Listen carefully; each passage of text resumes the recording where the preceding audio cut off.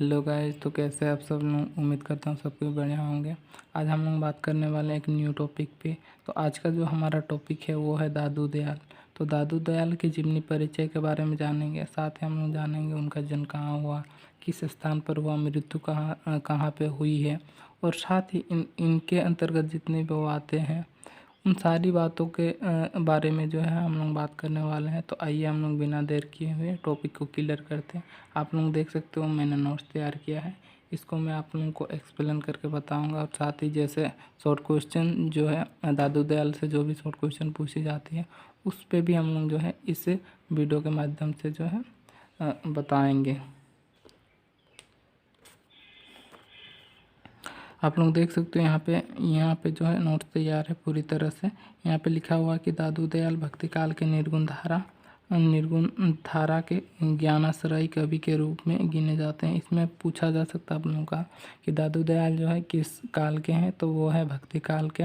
अगर धारा पूछी जाए तो निर्गुण धारा, और अगर शाखा पूछी जाए तो ये जो है कि क्या श्रयी है, यह है ज्ञानाश्रयी कवि।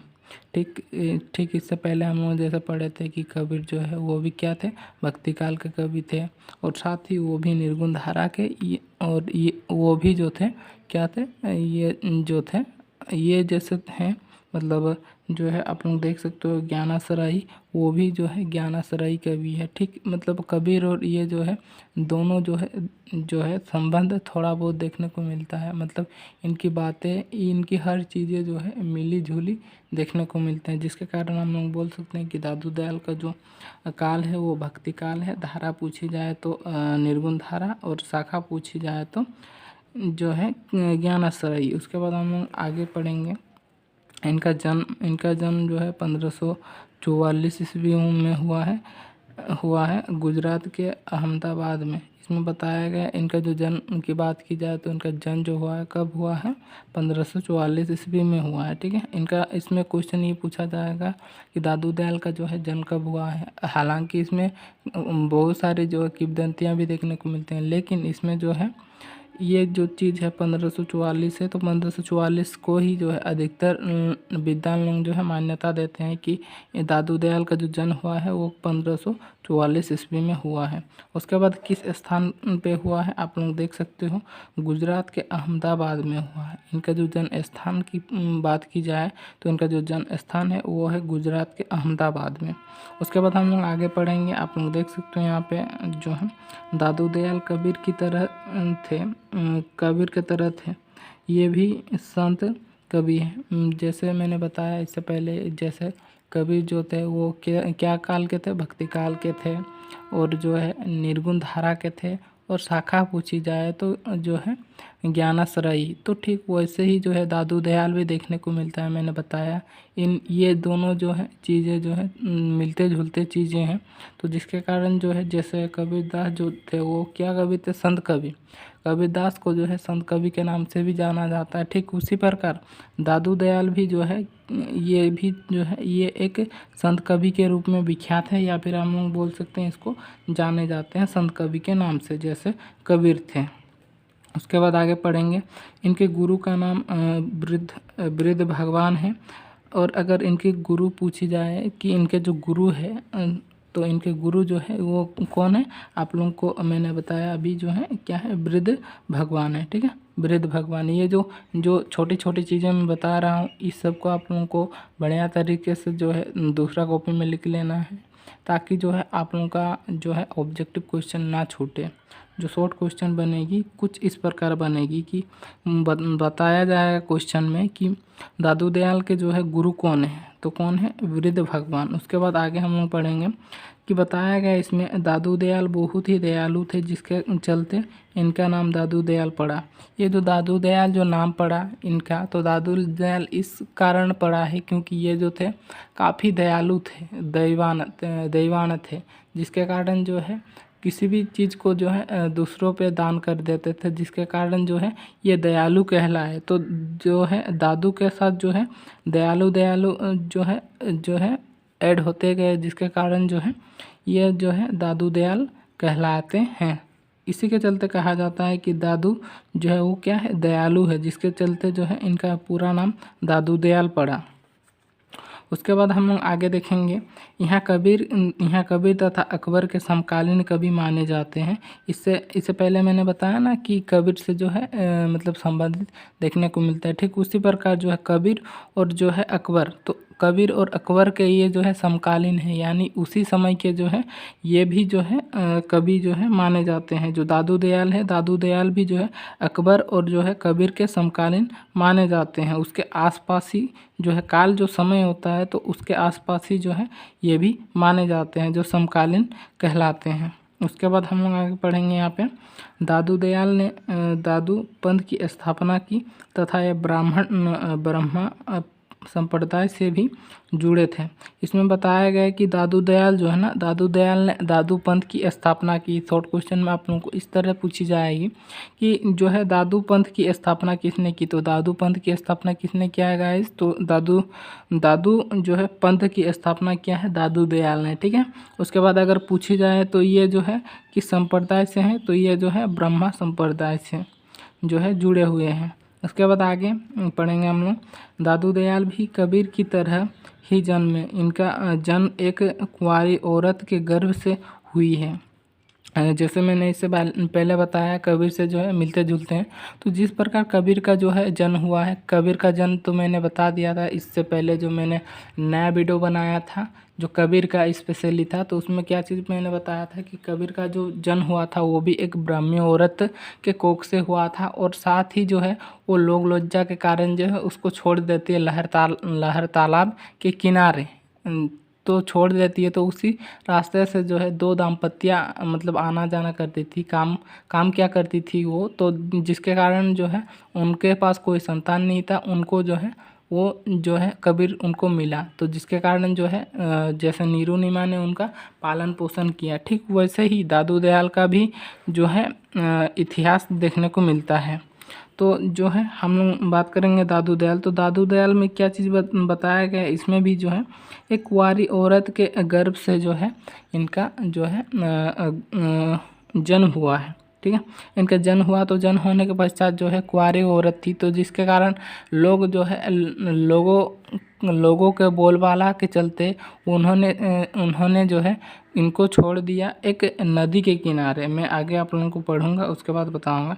तो इनको क्या करते हैं कि लोक लज्जा के कारण जो है इनको दूसरे जगह में क्या कर देते हैं, छोड़ देते हैं लोक लज्जा के कारण। उसके बाद आगे देख सकते हो आप लोग, यहाँ पे जो है कहा जाता है लोदी के पास कोई संतान नहीं था। उसी समय कुंवारी औरत ने लोक लज्जा के कारण एक नदी के पास बच्चे को छोड़ दिया। बताया जाता जो लोदी था ना, तो लोदी के पास कोई भी संतान नहीं था, और लोदी जो थे वो एक व्यक्ति थे। तो व्यक्ति जो थे वो धुनिया जो है जाति से जो थे, वो जो इनके पिताजी थे, ठीक है, तो इनके पिताजी जो थे वो धुनिया जाति से थे, और उनके पास जो है कोई पुत्र नहीं था। और उसी समय जो है वो कुंवारी औरत लोक लज्जा के कारण, तो लोक लज्जा के कारण क्या किया, उन्होंने छोड़ दिया एक नदी के किनारे, और वो नदी के किनारे जो है छोड़ दिया। और आगे हम लोग पढ़ेंगे वो कौन सा नदी था, आप लोग देख सकते हो वो जो है साबरमती नदी के नाम से जाना जाता है।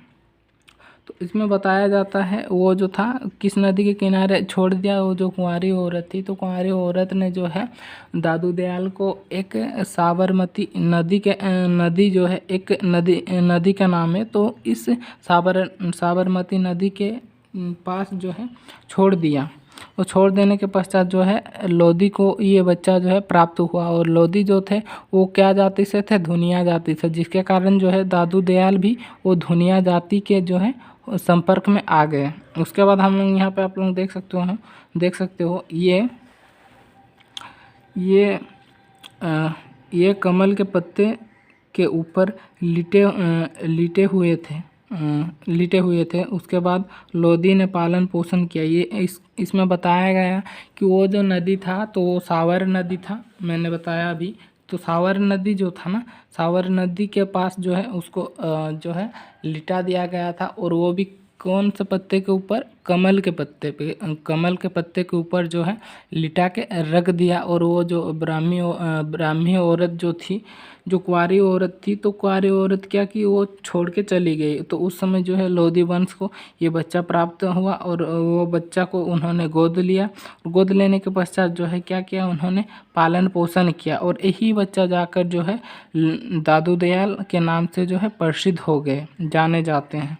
उसके बाद हम लोग आगे पढ़ेंगे। दादू दयाल के 152 शिष्य थे, जिसमें से 52 शिष्य प्रमुख थे। इसमें क्या चीज़ का जिक्र किया गया है, जब भी आप लोगों को क्वेश्चन में ये पूछा जाए कि दादू दयाल के जो शिष्य हैं वो कितने हैं, वो है 142, 42 नहीं 52, सॉरी 52 है। तो दादू दयाल के जो शिष्य है 152 है। और इनके प्रमुख शिष्य की बात की जाए तो इनके प्रमुख शिष्य जो है वो है 52, ठीक है, जिसको स्तंभ भी कहा जाता है। और इन्हीं 52 शिष्यों को जो है, जो इनका प्रमुख शिष्य है दादू दयाल के, तो इनको स्तंभ के नाम से भी जाना जाता है। इसमें जो है स्तंभ भी पूछा जा सकता है कि स्तंभ की संख्या जो है दादू दयाल में कितनी होती हैं। तो स्तंभ अगर पूछी जाए तो उनका शिष्य, ठीक है, तो उनका शिष्य जो है वो कितना है, 52 है प्रमुख में।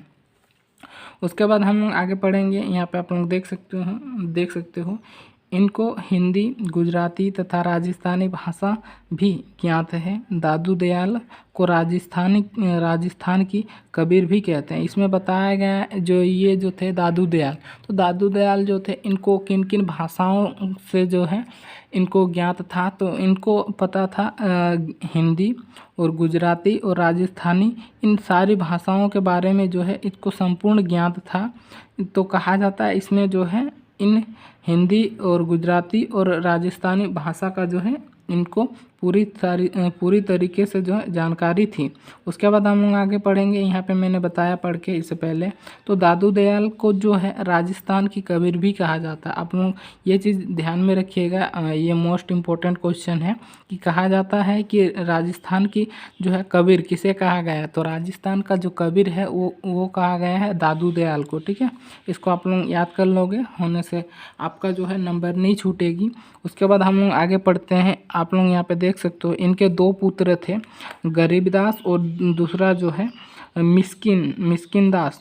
और इनके पुत्र को भी आप लोग याद कर लोगे। तो इनके पुत्र जो थे, कितने पुत्र थे अगर पूछा जाए शॉर्ट क्वेश्चन में, ये कि इनके जो है कितने पुत्र थे, तो 2 पुत्र थे। पहला जो है गरीबदास और दूसरा जो है मिस्किन दास। और ये जो है ये दोनों ही जो है इनके पुत्र हैं। उसके बाद आगे क्या चीज़ का जिक्र किया गया है आप लोग देख सकते हो। यहाँ पे बताया जाता है कि इसको अकबर ने फतेहपुर सीकरी बुलाया और इसके बातों से प्रभावित हो गए। इसमें बताया गया है इनके जो राजा थे, समकालीन राजा कौन थे, अकबर थे। और दूसरा मैंने क्या बताया कि अकबर और जो है कबीर के ये समकालीन जो है कवि माने जाते हैं। तो क्या चीज़ इसमें जिक्र किया गया है कि अकबर ने जो है इसको एक बार फतेहपुर सीकरी बुलाया। तो फतेहपुर सीकरी जब बुलाया और बुलाने के पश्चात जो इन्होंने जो है दादू दयाल ने जो है उपदेश दिया। तो उपदेश देने के पश्चात जो है राजा जो थे अकबर, तो अकबर जो है इनकी बातों से प्रभावित हो गए। और उस समय जो है गौ हत्या किया जा रहा था। तो उस गौ हत्या को जो है राजा जो थे अकबर, तो अकबर ने रोक दिया इनकी बातों से प्रभावित होकर। जो दादू दयाल थे, तो दादू दयाल को जब बुलाया गया तो उनकी बातों से प्रभावित होकर जो था जो गो हत्या होता है, यानी जो गायों को मारा जाता है, तो वो वाला जो चल रहा था, तो उन सारी चीज़ों को जो है उन्होंने हटा दिया। तो ये था गाइस दादू दयाल की जीवनी परिचय। अगर आप लोगों को वीडियो अच्छा लगा तो लाइक शेयर और सब्सक्राइब करना ना भूलें। मिलते हैं हम लोग नेक्स्ट वीडियो में।